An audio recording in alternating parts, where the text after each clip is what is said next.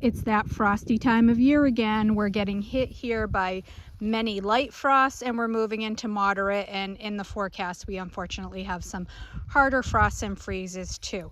So if you want to extend your garden season, what are some ways to do that? First off, let's say this. Is it worth even your time? Well, I think that it is, especially in the early first weeks when frosts are hitting, because what happens is that a lot of times you might get those brief periods of frost at night, but the days are still plenty warm and you can still get a lot of growing. You can enjoy your flowers for longer. You can still be harvesting fresh herbs and even a lot of vegetables if you just get them through those cold hours and avoid that frost. So what are the best ways? Well, you know, the old standby is to cover. Covering is the best first defense against frost. It's not something you necessarily need to worry about for something that's hardy in a light frost like this rosemary or this sage. These have withstood some light to moderate frost just fine, but it is something that you would do for something like a tender annual flower, say zinnias, things like that, and tender vegetables if you think you still have enough time after to keep them growing. You can see right behind me, these pumpkins and squash, they're a tender vegetable. They got hit, they're done for. It's fine, it was expected, but you know, had I wanted to keep them going, I could have covered those through some of those first frosts. So covering is best. And what to use? The best things to use are actually a frost fabric. That's your number one. If you don't have that, but you have some old sheets, pillowcases, even towels, light blankets, those are great to use too.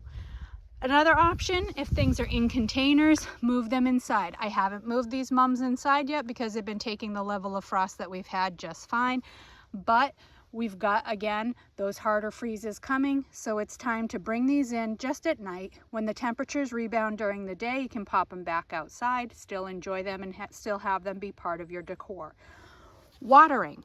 Watering is actually kind of a big advantage when it comes to frost. First of all, plants that are well hydrated and soil that is moist, the plants themselves are going to be able to deal with the frost better, but the soil also is going to release heat through the night as those temperatures drop, and especially if you have them covered where that heat can be kept down by the plants, then that's going to do a lot of good for you. So if you have a frost coming, that day before the night of frost, give everything a good thorough soaking. Get it prepped, get it primed, have the plant in its best shape, and have the soil ready to be its own kind of evaporative heat source.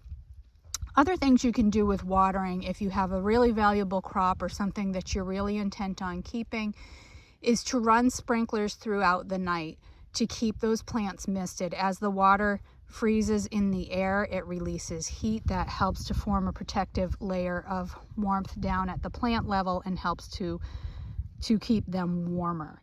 And finally, grow frost hardy plants. You know, there comes a time when we need to just stop fighting the uphill battle and embrace the things that are frost hardy and shift our gardening focus to them. So again, I've got some nice herbs here, the hardy mums. These are all pretty frost hardy and will give me, you know, things to look at, things to harvest later into the year. A lot of your greens and cole crops, brassicas, cabbage, kale, spinach, lettuce, these are all frost hardy plants. So it's not just about the fall mums, it's about a lot of what you can harvest and still be eating. So, you know, those are ways that you can deal with frost as they come, kind of adjusting as we go as the frosts get harder and harder. But also, don't be afraid to let your garden go.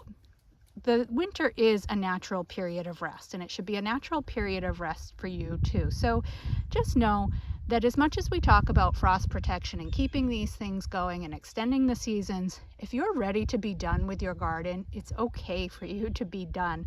Take the rest, recharge, regroup, plan for next year, enjoy that downtime, and then you'll be ready to start the season again in the spring.